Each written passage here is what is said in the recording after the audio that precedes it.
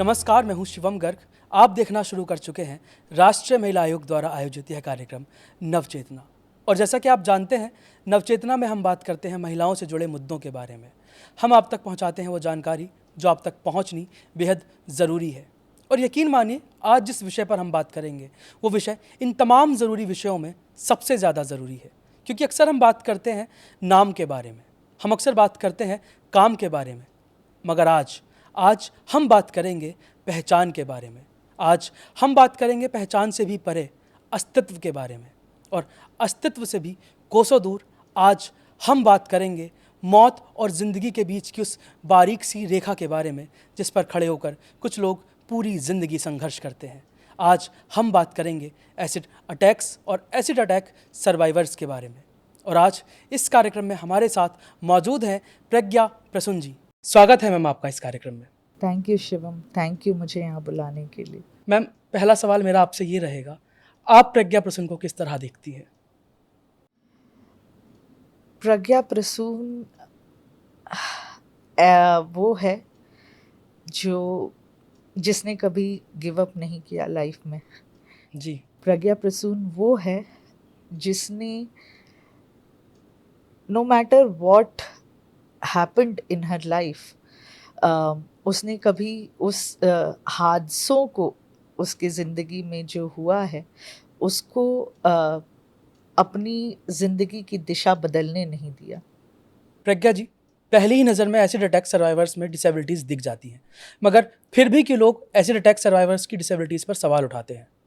अब मुझे ये सवाल बहुत लोग पूछते हैं कि एसिड अटैक सर्वाइवर्स डिसेबिलिटी में कैसे आते हैं।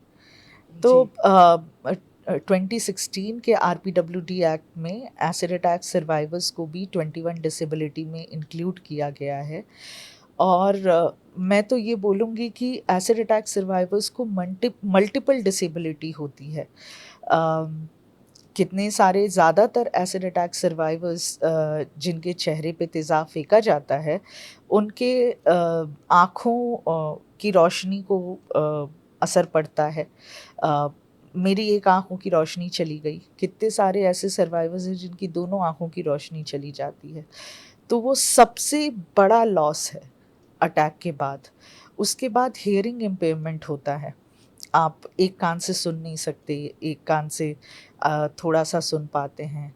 आप मुँह नहीं खोल सकते, खाना चम्मच मुँह के अंदर नहीं जाता है। आप खाना खाते हैं तो साइड से निकलने लगता है। आप अपना गर्दन एक साइड घुमा नहीं सकते। आप अपना हाथ पूरी तरीके से उठा के जैसे दूसरे लोग पूरी तरीके से घुमा सकते हैं, आप घुमा नहीं सकते। ये सब सारी चीज़ें क्योंकि गले में कॉन्ट्रैक्चर है, एक्जिला में, हाथ के अंडर आर्म्स में कॉन्ट्रैक्चर है, आप उँगलियाँ नहीं हिला सकते, आप लिख नहीं पाते अच्छे से। बहुत सारी ऐसी छोटी-छोटी चीज़ें हैं जो अटैक के बाद बर्न्स के कारण से आती हैं। स्किन हमारा बहुत नाज़ुक, सबसे बड़ा ऑर्गन है हमारी बॉडी में, लेकिन बहुत नाज़ुक ऑर्गन है, और जब ये डैमेज होता है तो बहुत कॉन्ट्रैक्चर होता है स्किन के आसपास, और जिससे मूवमेंट में, उस एरिया के मोबिलिटी में, मूवमेंट में बहुत दिक्कत आती है। और इस तरीके से मैं तो बोलूँगी कि मल्टीपल डिसेबिलिटी होती है। और सबसे बड़ी डिसेबिलिटी जो होती है, जो विज़िबल डिसेबिलिटी है, फेस डिसफिगरमेंट का, आपकी तो पूरी आइडेंटिटी ही बदल जाती है। आप जैसे दिखते थे, जैसे करते थे हर चीज़ों को, वो आप बिल्कुल नहीं कर पाते हो जलने के बाद। प्रज्ञा जी, अगर आज कोई व्यक्ति देखता है कि उसके आसपास कोई एसिड अटैक की घटना हो रही है, जैसा कि आपने बताया कि आपकी मदद के लिए 2 लोग आए, क्या प्रिकॉशन सबसे पहले इस्तेमाल करने चाहिए? ऐसा क्या कदम उठा देना चाहिए कि जो घटना हो रही है उसमें कम से कम नुकसान हो पाए? देखिए, सबसे बड़ा और इकलौता फर्स्ट एड एसिड अटैक या कोई भी बर्न, इलेक्ट्रिकल बर्न छोड़ के, यही है कि आप उसके ऊपर, जहाँ भी जला हुआ एरिया है, उसके ऊपर पानी डालते रहें। और तब तक पानी डालें, सिंपल नल का पानी डालना, आपको फ्रिज का पानी नहीं डालना है, ठंडा पानी डालने की ज़रूरत नहीं है। आप नल का पानी तब तक डालते रहिए जब तक कि वो बर्निंग सेंसेशन जो है कम नहीं हो जाता है। एसिड अटैक के केस में आपको तब तक पानी डालते रहना है जब तक कि पेशेंट थोड़ा काम नहीं हो जाए, और जब तक कि आप हॉस्पिटल ना पहुंचा दे पेशेंट को या एम्बुलेंस ना बुला ले, तब तक पानी डालते रहिए। ये चाहे आधा घंटा के लिए हो चाहे 1 घंटे के लिए आप डालते रहिए। उससे क्या होगा, एसिड जो है पेनिट्रेट करता रहता है, हमारे स्किन के पोर्स होते हैं उसमें घुसता रहता है अगले कुछ घंटों तक के लिए। तो अगर आप पानी डालते होंगे तो एटलीस्ट जो सुपरफिशियली आप थोड़ा बहुत एसिड को फ्लश आउट कर सकते हैं। तो जितना हो सके आप पानी डालिए।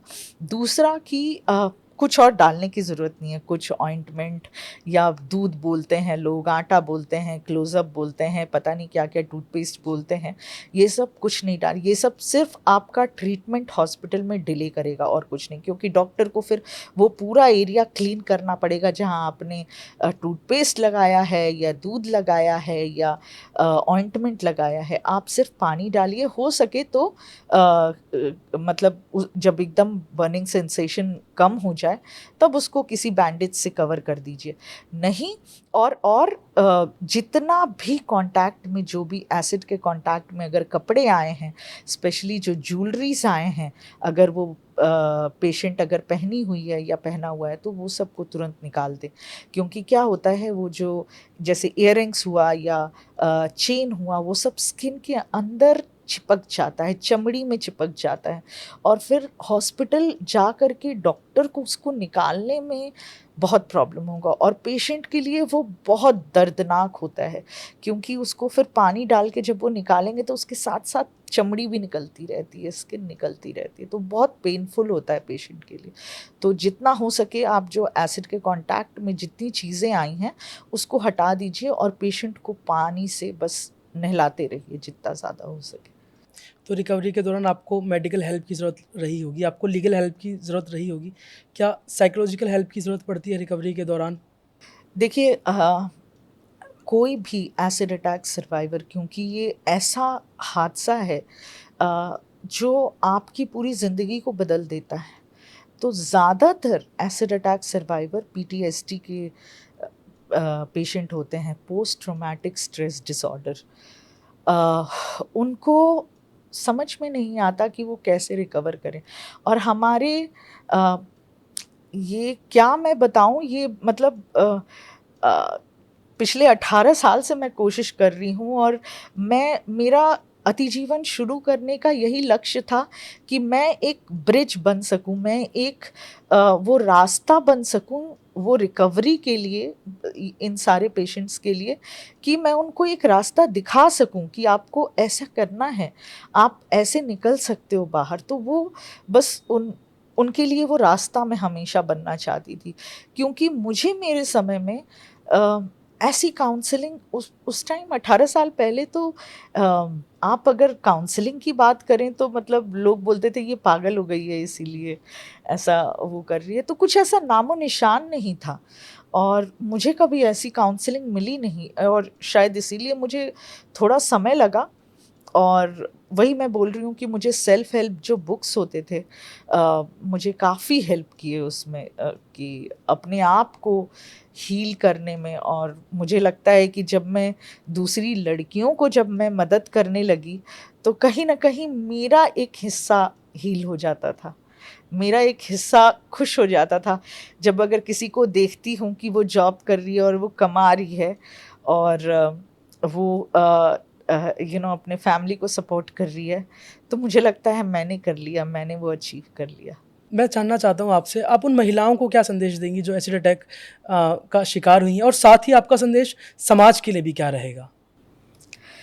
समाज के लिए तो मैं यही कहना चाहूँगी कि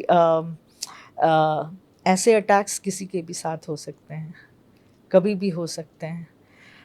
भगवान न करे वो आपके आस-पास कोई हो, और हमको इस तरीके का वायलेंस जो औरतों के साथ ज़्यादातर होता है, उसको रोकने में हमको एक दूसरे का हाथ पकड़ के आगे बढ़ना पड़ेगा। दोनों जेंडर को, सबको आगे हाथ पकड़ के आगे बढ़ना पड़ेगा और ऐसे अटैक्स को रोकना पड़ेगा। और जो सर्वाइवर्स हैं, जितने भी सर्वाइवर्स हैं हमारे देश में, उन सबको पूरी तरीके से रिहैबिलिटेट करना पड़ेगा, ताकि हम किसी को भी बेचारी न कह पाएँ। हमको गर्व से कहें कि वो एक सर्वाइवर है और वो थ्राइव कर रही है। और जो भी एसिड अटैक सर्वाइवर्स हैं, उनको तो मैं बस यही बोलूँगी कि तुम्हारी ज़िंदगी इस अटैक से ख़त्म नहीं होती है, और तुमको ये अटैक नहीं डिफ़ाइन करना चाहिए कि तुम क्या ज़िंदगी में बनोगी। तुम जो काम करोगी, तुम उस चीज़ से बनोगी। तुम्हारा नाम उस चीज़ से होगा कि तुम क्या कर रही हो, ना कि तुम्हारे ऊपर क्या हुआ है, तुम्हारे साथ क्या हुआ है। तो एक सिंपल सी बात मैं कहती हूँ कि life is 10% what happens to you and 90% how you react to it. तो जैसा आप करते हो वैसा ही आप बनोगे। जैसा आप रिएक्ट करते हो जिस सिचुएशन से, आप वही बनते हो, वही आपकी आइडेंटिटी होती है। प्रज्ञा जी, जो बचपन में आप सोचती होंगी कि मुझे बड़ा होकर ये करना है, ये बनना है, आज आप उन सपनों पर कितना अपने आप को खरा पाती हैं? मुझे लगता है अगर ये अटैक नहीं हुआ होता तो मैं एक अलग ज़िंदगी जी रही होती, और शायद बेहतर ज़िंदगी जी रही होती कि अपने लिए कमा रही होती, अपनी फैमिली बढ़ा रही होती और बहुत करती अच्छा। लेकिन मुझे ऐसा लगता है कि ये ज़िंदगी मेरी लाइफ में एक नया पर्पस और मायना लेकर के आया है, और ये एक पर्पसफुल नई ज़िंदगी है मेरी, जो मैं बहुत एन्जॉय कर और रही ये हूँ। बहुत खूबसूरत ज़िंदगी है कि बहुत ये खूबसूरत अन्य लोगों की ज़िंदगी ज़िंदगी है, को भी खूबसूरत बना जो रही है। मैं मुझे अपनी ज़िंदगी में पर्पस, बहुत लोगों को पर्पस अपनी ज़िंदगी में ढूँढने में समय लग जाता है, बहुत उम्र लग जाती है। मुझे बहुत यंग एज में लाइफ का, ज़िंदगी का एक पर्पस मिला, और मुझे एक रास्ता मिला कि मुझे अब इसी रास्ते पे चलना है और यही काम करना है जब तक मैं ज़िंदा आप हूँ। 23 साल की थी जब आपके साथ ये घटना घटित हुई। जब ये हुआ था, और आज मैं 41 इयर्स की हूँ, तो मैंने अपनी ज़िंदगी का यही लक्ष्य बनाया है, और यही करूँगी अपनी ज़िंदगी भर जब तक ज़िंदा हूँ। जी मैम, आप इस कार्यक्रम में आई, आपका बहुत बहुत धन्यवाद, और आपके इस संघर्ष और संघर्ष से परिपक्व हुई सफलता को मेरा नमन। Thank you so thank much you ma'am, मुझे थैंक यू। बुलाने के लिए।